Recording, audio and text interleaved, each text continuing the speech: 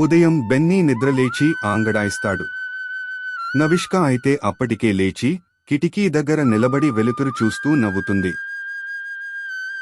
Navishka ready అయ్యింది. Breakfast చేస్తుంది. Benny కూడా బ్రేక్ఫాస్ట్ చేసి ఇంటి బయటికి వస్తాడు. కొంచెం టైం తరువాత ఇద్దరూ ఇంటి బయటకి వచ్చి తమ చిన్న సైకిళ్లు ఎక్కుకుని రోడ్డు మీద నెమ్మదిగా వెళ్లుతారు. గాలి బాగా వీస్తుంది. ఇద్దరూ నవ్వుకుంటూ ముందుకు పోతారు. డ్యాం దగ్గరకు చేరగానే నీళ్లు ఎత్తుగా పడుతున్నట్టుగా కనిపిస్తూ ఇద్దరూ ఆశ్చర్యంగా చూస్తారు. తర్వాత పక్కనే ఉన్న చిన్న వాగు దగ్గర కూర్చొని అన్ని రాళ్లు నీళ్లలో వేసుకుంటుంటాడు. నవిష్క కర్రతో నీళ్లను తట్టి ఆడుకుంటుంది. ఇద్దరూ ఇలా సింపుల్గా, సంతోషంగా తమ రోజు మొదలు పెడతారు.